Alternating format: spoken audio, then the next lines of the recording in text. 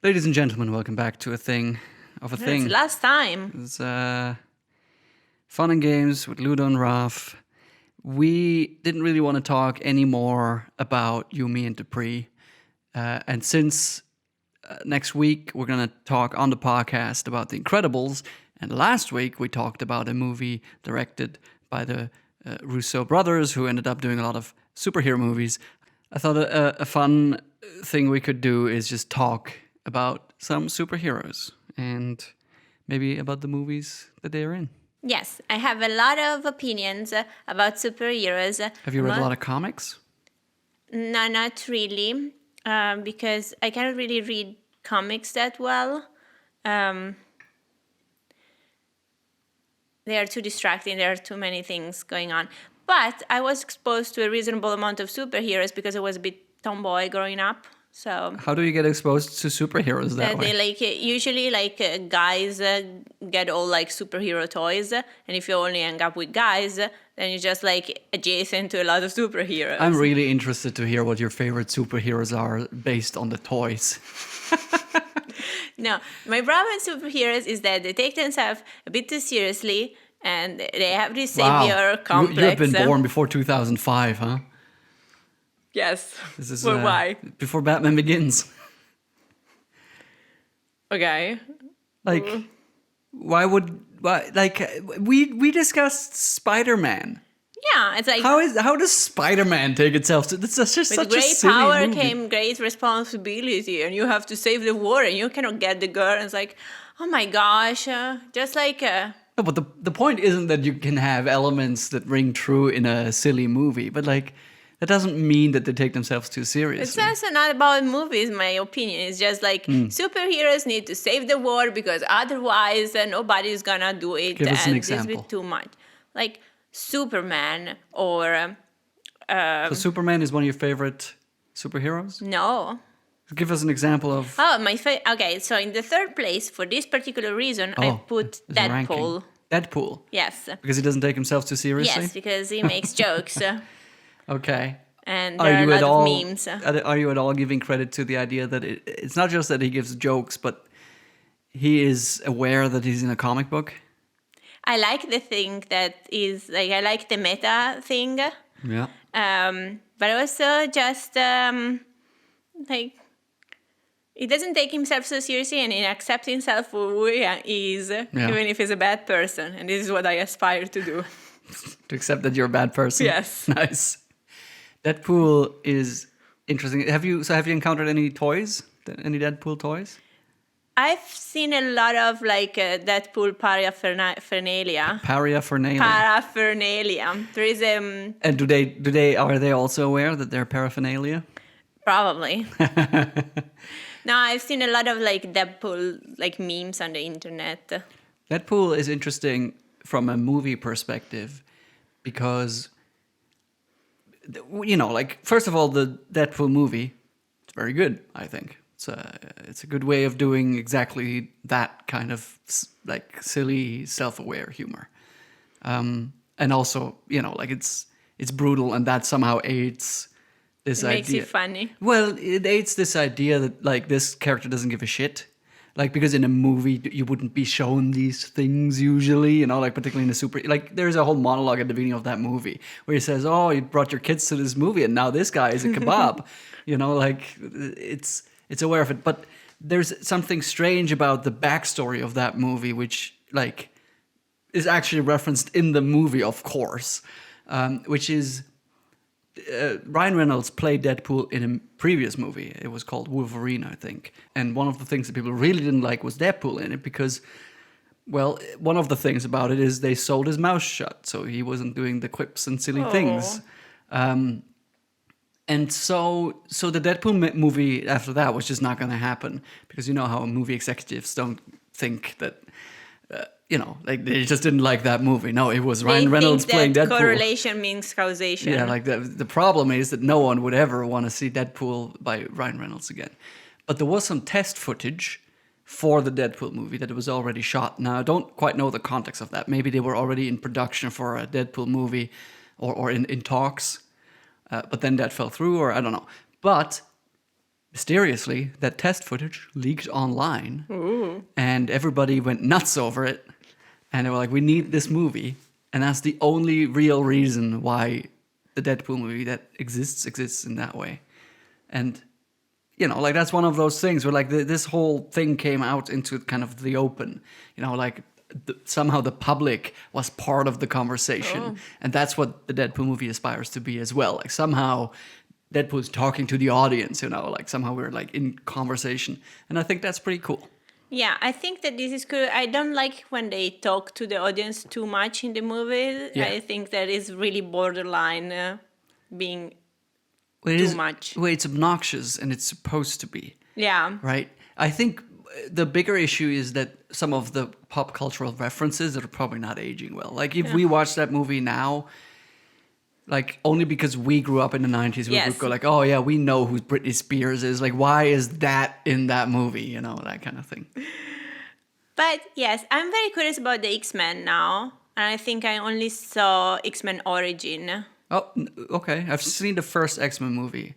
And I was like, I have no desire to watch more. Like, even I though just supposedly the saw second one is good. A random prequel. For no reason, except that I really like to go to the cinema, and there were discounts on Wednesdays. But this summer, in I think July, there is going to be a new, like the third Deadpool movie, which is going to be called Deadpool and Wolverine, I think, which is probably again referential to the origin of Deadpool, and also like from the comics, like they are characters that meet each other all the time and hate each other. Well, that's kind of cool. And I don't know, like, I saw the trailer, which I usually don't, but I didn't have much investment in the Marvel Cinematic Universe, so I figured, why not? And you know what? It looks good. It looks like it could be a fun romp again. It looks like I want to almost go to the cinema to watch it, except that there are going to be, like, obnoxious people watching this movie, so maybe not. There's so much material of Hugh Jackman, like, and Ryan Reynolds, like, hating each other as people, like... because apparently they're really good friends, but they play these antagonists in separate movies, and so somehow in all the interviews they would diss the other actor. Like, it's just like a really funny so thing. So nice. And so like seeing them actually in the same movie, like like a proper version of Deadpool and the actual Wolverine, that sounds like a cool time. But it could also be that like like you're blinded by the actors, and ultimately the script still has to be good. Yeah, but I don't know. It's still better than other movies. You don't know. You haven't seen Deadpool 2. No? Yeah. No, we can Maybe it's watch a good time to catch up. Yeah. And the second place actually denies what I said about superheroes taking themselves too seriously. Because... it's going to be Batman, isn't it? Yes, because it's my favorite superhero when I was a child, and it's Batman. And I had a toy, like a Batman toy, and I had books of Batman, but for kids. You had kids. like a Batman motorcycle, I remember. I don't remember it from being there, but you told me this before. No, I had a toy motorcycle that was for me, but then I had a Batman figurine. doll, okay. but it was not soft. It was all made of plastic and very pointy. It's very important to you to clarify that. No, it's called a figurine. My dad really didn't like the fact that this was so hard, especially if he became the villain and me and Batman were just beating him up. Yes. Yeah. So I've heard this story. What happened is that I had a toy of Batman and I had a motorcycle and I was Batman's sidekick, and I was like, "Come on, Batman!" And I would put it in the little trunk of my motorcycle, and we would just... that's where the main hero goes, and the sidekick gets to sit on top. and then we would just roam around the house solving crimes. And beating up your dad. And why I like Batman is because he has no superpowers. Okay.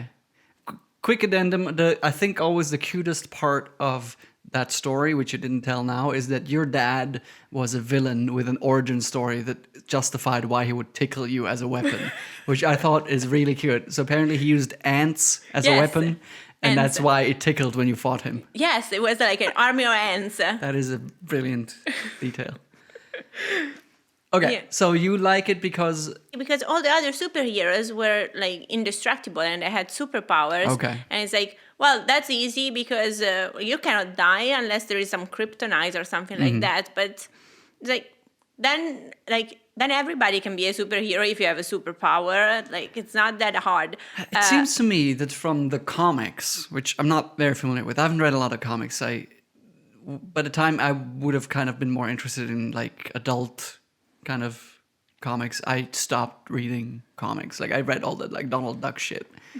It seems to me that Batman is just like a maniac in like some of the comics, like just like a wild, like this guy who is not really a superhero as much as he's like a creepy guy who, you know, like comes and beats people up. So the comics that I had were for children under 10. Okay.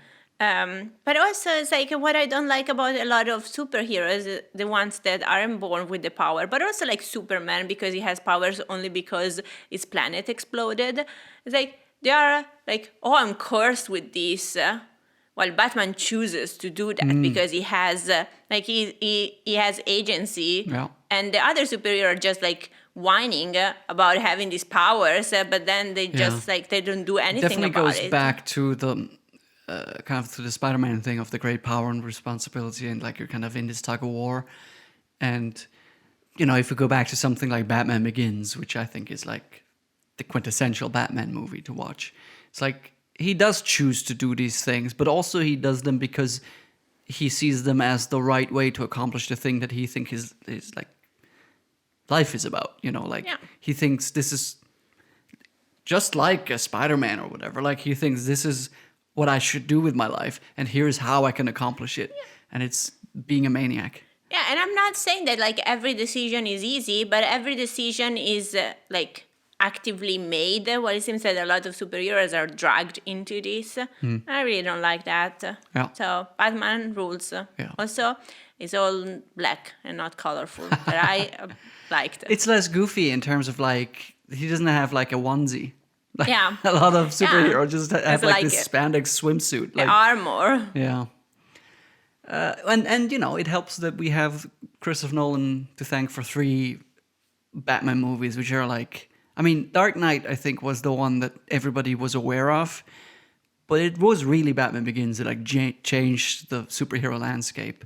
And then, you know, like, to be fair, like 3 years later, we have the Marvel Cinematic Universe starting up, and that's more in the goofy vein, you know, but like this idea that we have to have serious takes on silly things is like something that really happened around that time, and I think Batman Begins is the best of the 3.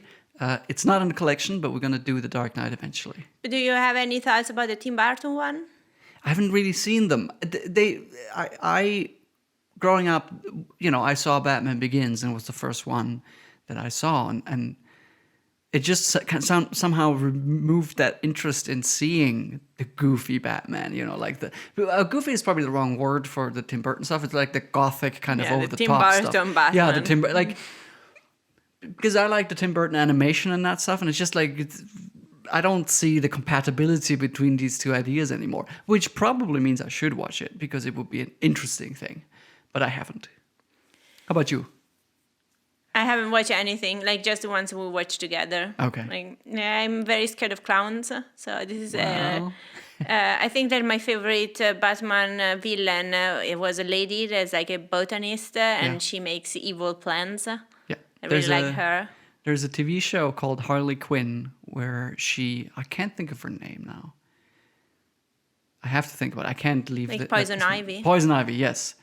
Poison Ivy and Harley Quinn are like the lead characters in that animated TV show. That is a classic cartoon, but it's like that one is pretty good, because it's like not taking itself too seriously. So it's like, you know, you got this clown lady and plant lady, and they're just like trying to be evil. I like the plant lady was like a scientist. That was points. Yeah.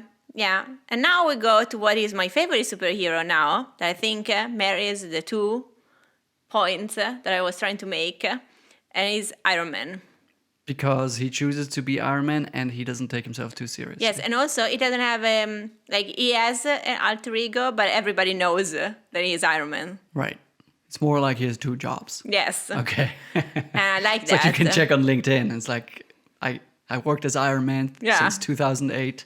at the I'm same also time. the CEO of Stark Industries. Yes. Okay. And so it's just like, hey, I'm Iron Man. I'm amazing. And And speaking of like Batman Begins changing everything, I also think that the original Iron Man movie was just like such a different time because we didn't have 4 superhero movies.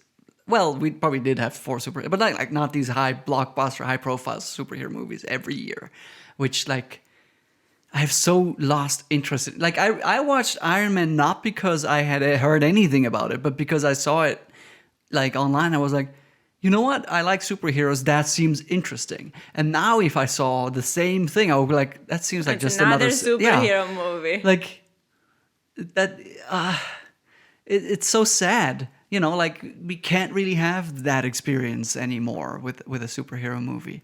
Hopefully, there will be a time when we can't, like, you know, when we're 50 or 60, we'll have kind of treaded out the superhero movie blockbuster season each summer, and we can have special little like, oh, that was really cool. You know, like Kick-Ass. Remember Kick-Ass?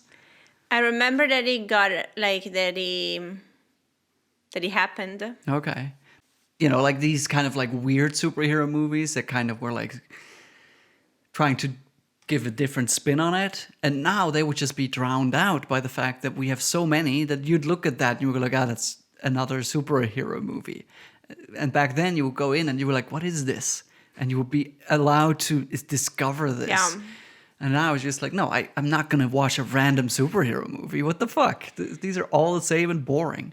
From my third year of high school up to like the end of university, Yeah. I went to the movies basically like probably once a week because I really liked it. And the first movie that I picked the first time I went to the movies in high school was a superhero movie, and it had a villain that was named Rorschach. Watchmen. Yes, Yeah. that one. That one is actually pretty good, but it was just like, well, I need to pick a movie to do this, and I'm gonna pick the coolest one, and I picked a superhero movie that I would never do today. Yeah.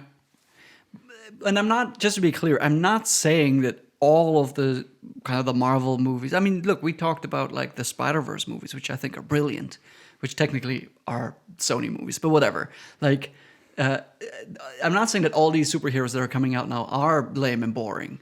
What I am saying is that there have been too many experiences with them that have been lame and boring, so that you don't just go like, oh, that seems interesting because I like superheroes. But also, I feel like, well, I haven't catch up with all the other ones that came out, and I couldn't keep track of them, and so now I'm not gonna understand anything. I've never liked this idea of a cinematic universe. I know so many people love that, and I don't get it. Why would you want to have to sit through everything of it? Like, why can't you just enjoy one movie as a unit and accept that there's others? You know, like, we're going to talk about Incredibles next week, and that one ends with like kind of an open thing. But you don't need a sequel to that, even if we got it. Like, you don't need one. It's just like, yeah, they are still superheroes after the movie ends. Like, that's fine.